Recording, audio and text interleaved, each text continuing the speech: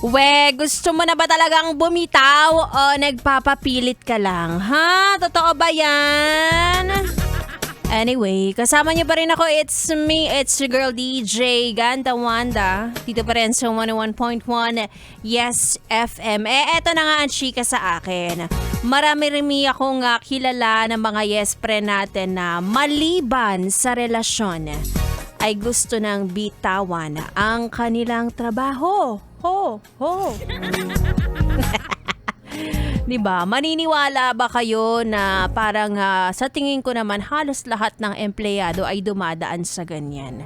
Diba? Yun naiisip nila na parang paulit-ulit na lang nangyayari sa buhay ko.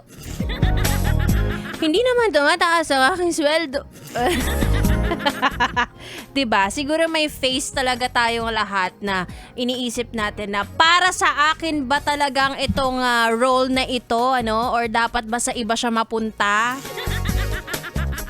At syempre, ang pinakamatinding rason parang kailangan na mag-elevate ng aking sweldo. Sino ba namang hindi gugustuhin yun? Alam mo, yes, friend, kapag nakakaramdam ka ng ganyan, lagi mo lang daw iisipin yung mga panahon na ikaw ay nag-a-apply pa lamang. Atari! Coming from me. O kaya naman, humanap ka ng mga kahit katiting na rason kung bakit hindi ka dapat mag-resign. Una sa lahat, wala kang ipon. Malungkot mang isipin, di ba? Kapag nawalan ka ng trabaho, wala ka talagang kakainin, nakakaloka. O kaya naman, minsan kasi kapag hindi pa sahod, o kaya wala pang 13th month pay, dyan talaga yan tatama yung mga panahon na, parang gusto ko na mag-resign kasi wala naman talagang bago. Diba? Pero nung dumating yung bagong empleyado, nabuhayan na naman ang kanyang dugo. Malay mo! Diba? Malay mo naman na kapag shinare mo sa crush mo to, sa katrabaho mo na, parang gusto ko na mag-resign. Siya lang ang makakapigil sa kaarte. Sa kaartehan mo. Diba? Try mo lang. Minsan kasi nabobore tayo tapos feeling natin, hindi na natin gusto yung ating ginagawa. Diba? Ay nako. Anyway, highway.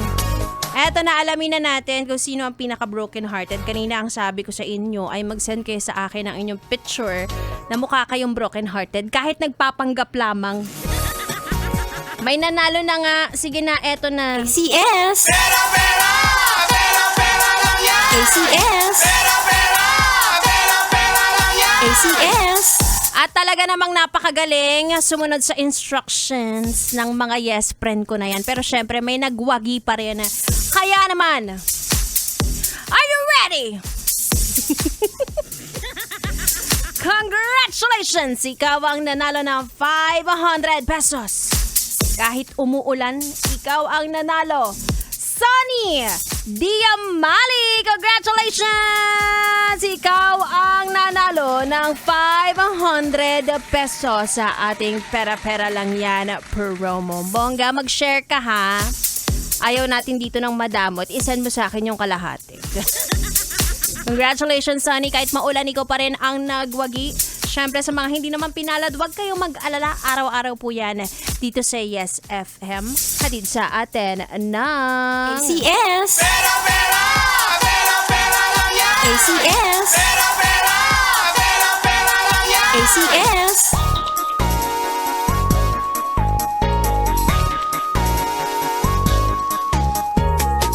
Sa mga nagdadalawang isip kung sila ba ay magre-resign na. Eto na ang sign para wag mo ituloy ang iyong binabalak. Dahil konting kembot na lang matatapos ng August, September na magkakaroon ka na naman ng 13th month pay. Ay! Pang-hold talaga yan ha. At laging laging nagwawagi yan. Oo. Tsaka na lang, January na lang ha. Marami ka pang iiwan ng trabaho. Kawawa naman yung maiiwan mo ha. Ay nako, ituloy muna natin ang ating tugtugan na sa aking pagbabalik. Makakasama ko na ang bibi nyo, bibi ko, bibi ng lahat ng tao. Oo. B-boy, bibo. Tuloy-tuloy ang ating tugtugan dito lang sa 101.1 Yes FM Solid. Kaya tagal kong